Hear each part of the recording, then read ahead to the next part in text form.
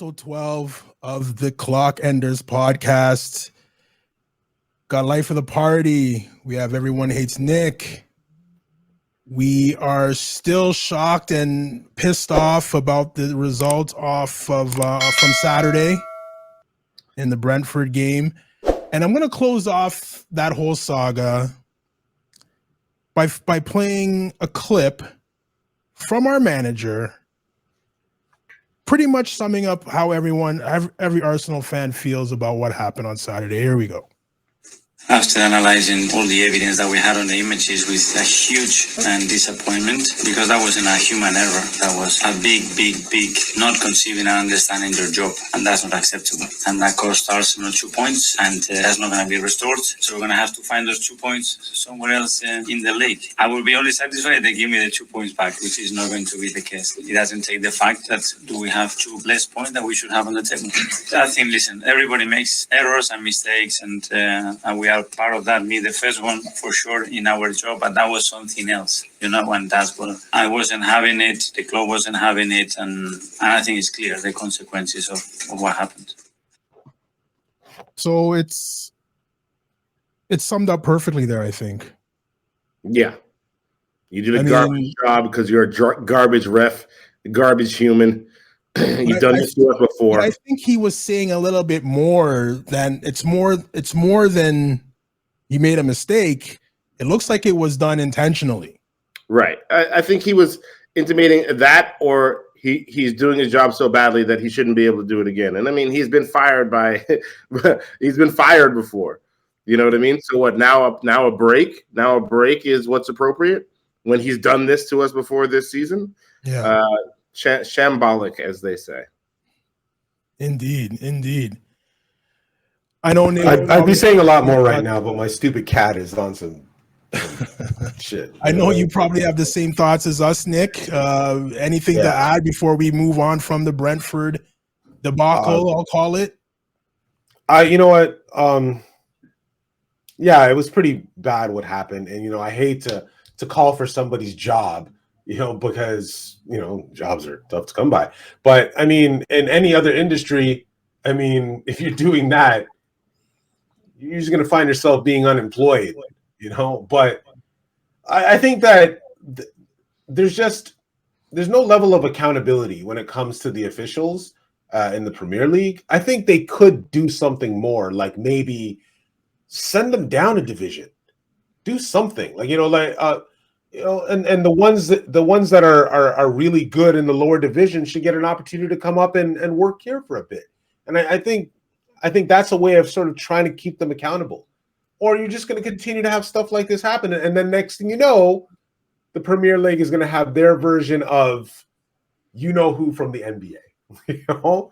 Somebody's going to be betting on games. If you don't think that's happening already, then yeah, they're doing that already. I called on Twitter for the FA to start checking referees' bank accounts because I caught that. Everybody can't be incompetent. They can't. Not every single person. One or two, I get it, but not every single one of them. And every single one of these refs are terrible, and I don't understand it.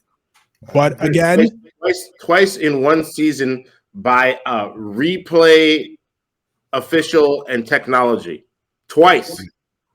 The first time it wasn't even whistled on the field. Right. First time it wasn't even whistled on the field. Yeah. It's just, I don't understand how you can go back in time, fix a mistake, and still make the same mistake again. It's not an accident. It's not an accident. But conspiracy theory, I'm not going to start it again. I don't cheer for anybody else, but even with the other game this weekend where, it is Chelsea, and I don't feel bad about anything. But that was a clear end ball. Of course it is. It's a PK. I just want him to get it right. How do you miss that if you don't have something on this game?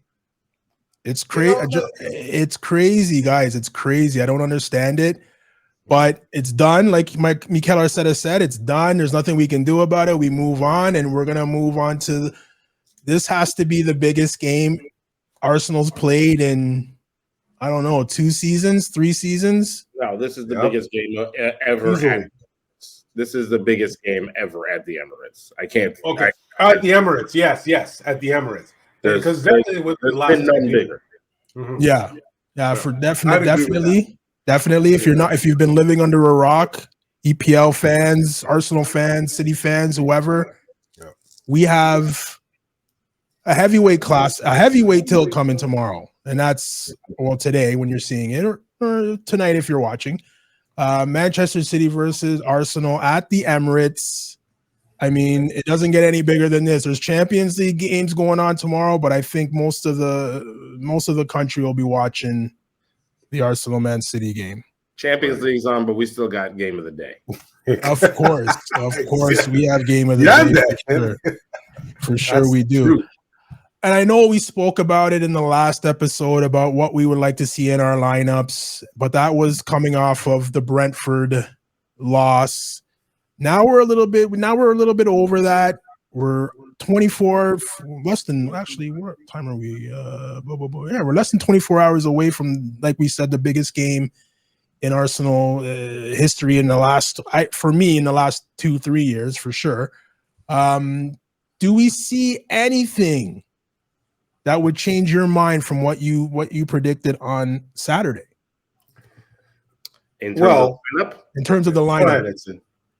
In terms of the lineup, no, I haven't seen anything that would change what I want. You're still starting Tomiyasu.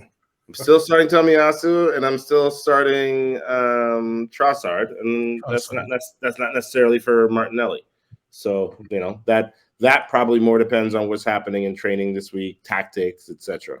Imagine you see Trossard starting up the middle. Imagine that. Oh, that's totally possible. Totally possible. 100% possible. And I mean, I think he's got good instincts to be a striker. I just think maybe he's a little bit small, a little diminutive to play it, but he's got all the instincts in the box, that's for sure. And he's extremely accurate when he strikes the ball.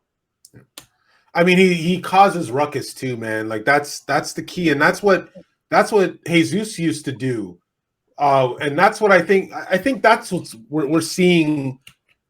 Sorry, let me put this in a different way. I think that's what's wrong with Martinelli is the fact that that disruptor that he played beside for how many months really made him look good, and with him out, he hasn't been the same. Well, I got to disagree there because Martinelli was the first disruptor. He was the disruptor before we had a disruptor. You know what I mean? He doesn't stop. He's 100 miles an hour. Yeah. What he's missing is an overlapping left back, somebody that's gonna, we've been saying this. It's missing on both sides. You know what I mean? Especially, maybe Tomiyasu doesn't do it as much. Then Bukayo Saka doesn't use his as much, but Martinelli needs it. It's become pretty apparent. So I think that. Well, I think it was I think Jesus is what's making the difference with his game. But here's the thing, though, like Arteta, maybe he should consider Tierney. Like, why hasn't Tierney seen the pitch? Like, why are we so fixated on Zinchenko when Tierney's on the bench there? The first thing that I'll say about that is, well, the story last year was, why are Martinelli and Tierney on two entirely different chapters of two entirly different books? Last year, though. Yes. Last year. They are not a natural fit, is what I will say. And it was evident when Martinelli was out of the lineup, and everyone was wondering, oh, why isn't Martinelli playing while Tierney's playing up there? I feel like that was a lot of the reasoning, because they didn't have an ease of communication or relationship. Martinelli would want him to come inside and he'd cross over, or the opposite would happen. Or Martinelli wouldn't release the ball in time, or Tierney wouldn't release the ball in time. They weren't a good combination on that side, and I think that the manager has faced questions over not playing one player or the other when he was trying to accommodate one or the other in the past. Fair. And I think Zinchenko, unfortunately, for what he adds to Arsenal when he slips into the midfield and he acts like an extra midfielder, kind of playing behind Partey and Xhaka, like a sweeper midfielder in there, or even trying to get forward and linking up with either Trossard or Nketiah or whoever. I think that leaves Martinelli by himself. So when you have a defender like Kieran Tierney who can't, I don't think Mikel Arteta trusts him to play that free roaming. You're starting at left back, but you're going to pop up in the right back corner at the corner flag. I don't think he trusts Tierney to play that position, but I also think it hampers Martinelli because no one's overlapping. And Thomas Frank said it this week. He said, when I'm preparing to play Arsenal, double the wingers. And you make it very easy to double the wingers if there's no overlaps. Right. And I don't think Tomiyasu and Tierney add that to the game. I mean, I feel like if directed to, it's not maybe Tomiyasu's best way of playing necessarily, but I mean, he can make the runs. You know what I mean? At the very least, he can make the runs if directed to. We know that because he can bust his lungs to get back as well. We know that also. So whether he's a threat there or not, I think is a little bit irrelevant. Have him make the runs. You know what I mean? Like maybe if it's not the specialty, have him make the runs. What Tomiyasu's specialty is shutting down somebody on the left wing, whether that be Grealish or whoever they decide to put there.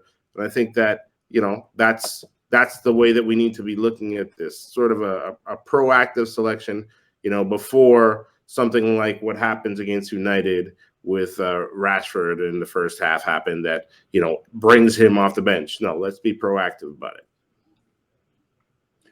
Okay. All right. So none of us are changing our opinions on who should start. Is this correct? No. And I was turned start and that Trossard should start, and you believe what again, Nick?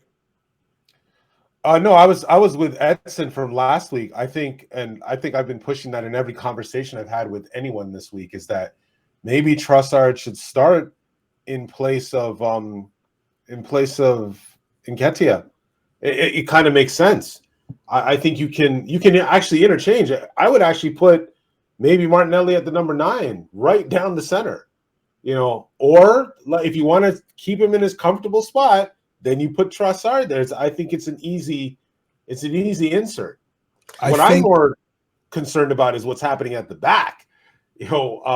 Because this idea of like leaving Ben White out in place of Tomiyasu, or maybe what you should consider is Gabriel, Saliba, and Ben White, and just run 3. But can you do that against a team like City? And then you can move Zinchenko up.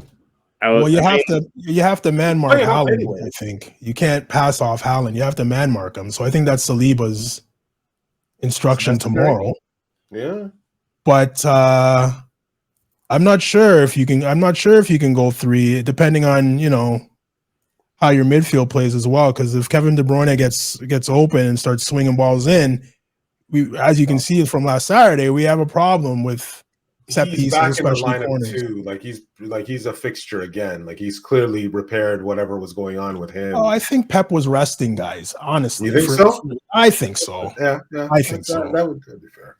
Why don't you play Kevin De Bruyne? I don't. That's crazy. Right. You have to be thinking about 2. He's probably thinking 2 games ahead already, right? So I'm not sure. I wonder. Well, he did. He was, Arteta again. Like maybe you should look back in that the notes that he was taking. Yeah, for sure. He was there, and it's like, should probably try this one. So Eagle Eye Edson on Saturday or when did City play? Sunday. Saw Erling Haaland maybe limping. Yeah, no, he pulled up in pot at his groin area. It looked like, but he's training right now, though. Came off he's at training. He's not missing this game. Yeah, there's no way he is not. Did he train? Did he train? Yeah, he did. Yeah, I'm positive I saw something on that today where they're like, no, he's back in training. Or maybe that could be a ruse. Maybe they're just saying that to, keep us thinking about it. But if he's grabbing his groin or his whatever area 3 days ago, I don't think he's going to be 100%. I'm not. I want him to be 100%. I don't want any excuses. I don't want any excuses when they lose. Because I think we all have our predictions that we're going to give right now, and I don't see. For the first time, I think we're probably all on the same page here. It's been a long time since we can go into the biggest game of our season and be confident that we're going to come out on top. But I think we're all on the same page when we give our predictions. So let's get to our predictions now. We'll start with the guy to the left, Edson. You can start. What do you have for me? So I'm gonna go with 4-0. No, I'm just joking. Oh, God. You almost got me again, man. Well, I was close to, I was about to get to it. I was like, wait, what? I heard 4, and I'm like, oh. No, but I am gonna go with I don't want to say resounding, but convincing Arsenal victory. Maybe a 3-1. I want to stick with a margin here. I want to stick with a margin here. Okay, we always play well against many ways, whether we win or lose.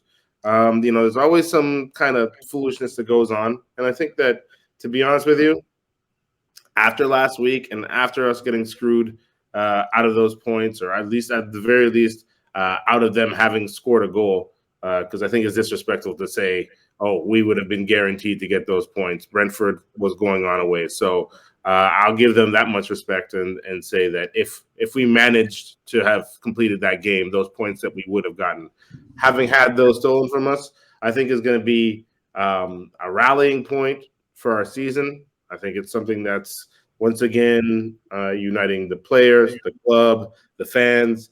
And I think that because of that, and also the fact that it's on a Wednesday, on a Wednesday night, that you're going to hear the Emirates the loudest that it's ever been, the most supportive. It's going to be a Champions League atmosphere there for sure. I think that you're going to hear it and feel it through the TV. It's going to be like Goosebump City for us watching at home. And I think that all that force and everything coming together is going to be too much for anybody. You know what I mean? I think that we're going to look like the best team in the world tomorrow. I think it's a Champions League night, and I think it's going to be close to the atmosphere you get on a Champions League. A nice Wednesday night tilt against one of the best teams in the world. Bigger even. Reported cheaters, but until it's proven and dealt with, they're still one of the best teams in the world, no matter how they got there. What do you, Nick? What do you see happening tomorrow? So Edson says 3-1 Arsenal. So Edson says 3-1. This is what I think the team has been waiting for. I mean, I think they've clearly been thinking about this particular fixture for the past 2 weeks. Obviously, you look at the standing, you see Everton, and you're like, oh, shoot, man, we got to get through this. It happened to be at Goodison, which I think they just they look past it. And then Brighton, I'll still say it now. I said it last week. I didn't think they deserved to win. I didn't think they played well enough to. I think Brentford. Clearly they had more chances. They played better. I think we were way too generous with our ratings with some of these guys. When I thought back about it, I was like, well, I probably wouldn't have given a 7 to anyone. Like, I would probably maximum 7 to anyone. Especially when I looked at the game again. But yeah, this is that game where I think they're gonna sort of come together once again as a team. They know what the responsibility is. But I don't see I see a resounding victory, but that resounding victory does not sound like 3-1 to me. It sounds like a 1-0 dominant, possession-based, just thrashing of this team, man. I think that, but they're not. I don't see it going more than 1-0. I really don't. I don't know if you're going to get a dominant possession-based game tomorrow. I think it's going to be more. It's going to be closer to 50-50. 60-40, one of those. They're going to have a lot of the ball at certain points of the game, and you're just going to have to deal with it. Well, didn't you think, hold on, I hear what you're saying, but if you look back at that FA Cup game, there were points in that game where I felt like Arsenal was clearly the more dominant team. And it felt like that. There was points in that game. There was points in that game, too, where Man City had the ball for a bit. When leading up to their goal. But I mean, when it woke Arsenal up, they were going. They were coming at them. I think these young boys, they know what the task is. I think you're going to see an impressive performance, and I just don't see it being more than like a 1-0. Really, if I don't want to claim victory, I don't see Arsenal losing tomorrow. I would say 1-0 or 1-1. But 1-0 obviously is what my heart is telling me. I'll take a draw, no problem. Yeah. But I like what you said about Everton and Brentford. Like, if Arsenal were looking past those two games, well, this is the game that you were looking past those two to play. This is the one. So you better be prepared. I hope you're not looking forward to playing Aston Villa on Saturday. So, I mean, this should be it. I get it. The boss he's been pretty consistent. He's like one game at a time. But again, there's the boss saying that, and there's the human element of this. And there's no way that these guys aren't saying, we're looking down at these guys. Come on. That's the game. I'm circling that one. What do they got to circle when it comes to Everton? Like, what do they got to circle? It's like, all right, that's a fixture. We got to play that. But it's this game that was supposed to be back in September.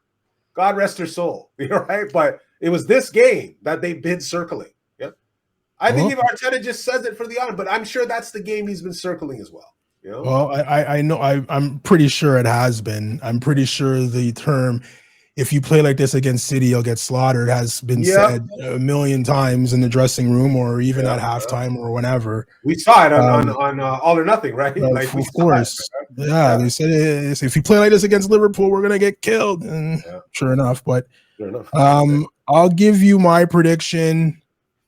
I guess I'm in between the both of you. I have a 2-1 to Arsenal. I just think the atmosphere, the level of preparedness of the team will be a little too much for Pep and the boys. And it sounds crazy to say, because if you listen to every other pundit out there right now, they'll tell you that they're giving the edge to Man City just based off the past two performances from Arsenal. So I'm going to give you a 2-1. I'm not going to give you scores. I think Arsenal plays well. There's going to be, like I said, at points, there's going to be times where it's going to be, cover your eyes and hope for the best. But I think Arsenal will pull through in the end. Yeah, these pundits like to live in the moment, and that's how it goes, right? But can't really listen to Rio Ferdinand and Gary Neville and those guys. And exactly, if Arsenal wins, watch the love. That's all I gotta say. You're right. That's all I gotta say. That's the truth. Yeah. So we've previewed that game. We previewed City game. We're not gonna preview. Villa yet. I don't think. Let's let this one marinate and let's get this one done. Hopefully tomorrow night when we tomorrow night when we come back on for the reaction show, we're talking about an Arsenal win and we'll be 6 points clear. Should be 8, but again, Lee Mason, thank you very much. Christmas card is in the mail. Does anybody have anything else to add before we get out of here? Really quick one tonight, 30 minutes. Anyone have anything to add before we get out of here? I mean, I just can't wait for this game to start. I really can't. Come on, you you got 2 goals. Who are the predicted scores? Oh, the scores. Well, it's not going to be Nketiah for me. So I think, honestly, he should start Trossard up the middle. But anyways, if you were looking for goals, I've got Thomas Partey and I've got Trossard.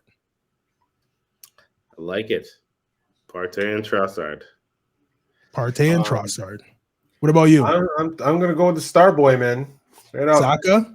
Of course, Star Boy. Okay. Both? Or you only had one nil, right? 1-0. Okay. So I'm just saying I think that he breaks it. So it's 1-0 for me. Saka scores that. Okay. I've got 3 goals. Oh, so he's gonna give a hat trick to Eddie. You're gonna give a hat trick to Eddie? No hat trick to Eddie. But Eddie nicks one though. Eddie nicks one because that's Eddie Fox in the box is one. I believe. I like where you're at with the Partey thing. I'm gonna go Trossard, and then another midfielder, our left center wing back midfielder Zinchenko. If that happens, One against his old club. That's what if that happens, You need to put some money down, bro. Like man. honestly, you gotta let you listen. It's all about stories. You know what I mean? Like I think that'd be a hell of a story. And then who'll be slapping who in the head afterwards? I wonder. After that, so that would be nice to see. That would be a great story to see. one of your predictions have got to hit at some point. You know this. Well, no, I mean, a lot of predictions, so let's hope not. I say all kinds of things, so who knows? Let the story play out however it's supposed to. I like that Zinchenko call though, and if Gabriel Jesus was playing, I would have picked him. But 1,000%. I like that Zinchenko call though. I like that. So we predicted, and if he scores, I mean, it'll be at our place, so he'll celebrate it. Who you don't think he's going to do the hands up? Sorry. At our place? No. Who's starting? You think it's Walker? I think he's going to be the villain. He's going to make the villain turn right there on the spot. He's not going to care. He doesn't need City for anything. He's going to be an Arsenal player till he retires. So exactly. Who do you guys think starts on the so it would be on the left side who do you think starts on the left side for City? Well, I don't think Walker started the last game, so I maybe Pep was saving him for this game. I'm not sure. That's because he's gonna have to face Martinelli, so I probably didn't want to run him into the ground for that. Yeah, so it'll be Laporte, right? Like usually, Laporte will be in the middle. I think with Ruben Diaz, Laporte, because Stones is hurt, and Ake, and Ake on the other side. Mm-hmm. Because he kind of locked down Saka the last time they played again. Yeah, that's why I feel like this revenge, man. Like it'll have to be Ake, man. They'll play that Lewis kid at left wing back, and then probably I think Grealish has been who they've started the last couple games on the left, right? And then they go with Kevin De Bruyne and Haaland, and then it'll probably be Grealish and Mahrez, Riyad Mahrez. Mahrez, Bernardo Silva. They have all those guys available to them, so it'll be Grealish but I think depending on how many guys they put in the midfield, I think our midfield should be able to handle that. And now that Zinchenko's coming in there to lend them a hand, it might leave the left side exposed, which is going to be Gabriel's side. So, but like Edson says, I think Gabriel's playing well enough and understands what the assignment is well enough to be able to handle that. But again, we're going to have to see. What I will say is when Trossard comes in, he doesn't seem to have any problems figuring out how to break it down from that left-hand side. So, or at least get something going. And I mean, and Martinelli's known for his pressing, so is Trossard. So I mean, it would be nice to see the both of them out there at the same time, which is what we were asking for the past couple of games, anyways. Right. You know, maybe Martinelli's not the first substitute. You know, maybe then we try him or Trossard up the middle and give it a shot. And I guess now we've got the element of surprise on our side if we do try something like that tomorrow. So, I mean, are you guys now comfortable with saying that Eddie's lost this spot?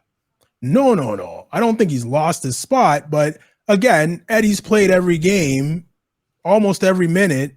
You know, he's not firing right now. So maybe you start him on the bench. He's one of those guys that, you know, if you don't start me, I'm gonna play my best when you put me in so that you don't take me out again, or that you start me the next game, or you can see what I can do. So I think he might need that little bit of a kick again. Because when we had our strikers and Gabriel Jesus was there and he was on the bench, he was just chomping at the bit to get his opportunity to show what he can do. And he did what he did. And now he's not undroppable. So let's see. And we haven't seen anything much from him recently. So let's see what he can do if he does come off the bench. Yeah. I mean, that could be a card that Mikel Arteta plays later on in the game. Who knows? But I hope something special or something different is coming, because you can't play the same way you played against Brentford. It was not good. No. Well, you know that they're going to send 5, right? They're going to send 4 midfielders and their and Haaland. You know, so I think you have to be careful at the back. I still think you have to run 4 at the back. And we talked about Saliba being able to play against Ivan Toney. And we said if he had played against him the first time they played Brentford, I think the last game would have been different. He's already played against Haaland already. He knows what it is.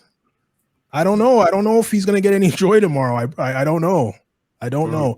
It depends on the service that he's going to probably get from De Bruyne, and that's where your midfielder, and that's probably bringing Zinchenko into the middle to try to, Manage the load. manage that, right? Because it was a good wake-up call. It was a good test. Yeah, Yeah, for sure. Tony was a good test for him, right? And De Bruyne didn't do much in the FA Cup game. I just points in the game. I didn't even know he was on the field. So maybe something's being done right there, where the service wasn't getting to Haaland. If he doesn't get service, he doesn't score. So who knows? Well, Pep, he's always willing to make changes on the fly. That's what he does. Like, who knows who's starting really tomorrow, right? So. There's nobody on the bench I'm really afraid of on their bench.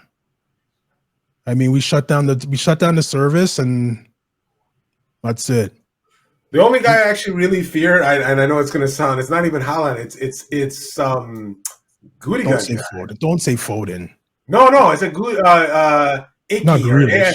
Yeah, Gudigan. Is that how you say his name? Gundogan? Yeah, sometimes he just he's just so. He's a boss, man. When his deal was up, I wanted him at every stage. Right. Every stage. I mean, the only knock against him was when he was a little bit injury prone for a while. Since then, he's been a monster and one of the most consistent midfielders in the Premier League. 100%, man. He's probably the only guy. I rate him. You don't have to. I rate him. He makes our midfield. I rate him. Man, straight up. He makes our midfield right now. Yeah. At this minute, yes. I'm not saying every week. But he's not in front of Partey. Not in front of Xhaka. Yes. In front of Xhaka. Yes. He gets box to box, man. Rodri's the guy who sits. How important do you think is the captain to this game? Who? Odegaard. No, yeah. Who's the captain? You didn't want to say his name. Of course I'm not going to say his name. I'm not going to finish me off there. I know who he is. I know who Odegaard is. I know who he is. Unfortunately, he's not his name. He's not Tony. He's not Tony. I just want to know how you guys feel. He's not Tony Adams. He has to have a big part in what we do. He holds a big part in what we do going forward creatively. If he's not on, we're gonna have issues. Right. So again, I don't know if the moment's gonna be too big for some of the players because again, like we're sitting here saying this is the biggest game Arsenal's had in how long. They're gonna start feeling that. Do we have big time players to step up and take that on their shoulders? We'll find out. We'll see tomorrow, right? We'll see tomorrow. But if you're gonna ask if Odegaard has to be influential, 1,000% he does. 1,000%. He has to be involved. Yeah. All right. So guys, I mean, that's good. I'm waiting. I'm waiting for tomorrow. I can't wait. It's going to be a long day up until kickoff. But we've given our predictions, we've given our scores, we've given a little bit of tactical analysis that we would like to see as far as, lineup and personnel that's out there, who we think we're going to see from City side. I mean, it's all there, man. There's nothing else we can say. We can talk about it till we're blue in the face, but we've said everything that we need to say. So, guys, we'll be back tomorrow with our reaction show from the Arsenal-Man City match. I'm very confident we'll be talking about an Arsenal win. So are the other two boys here. So let's get it. So with that said, we'll see you tomorrow. And how do I end it? We'll see you tomorrow and... Come on, you Gunners. Come on. You Gunners. Take care.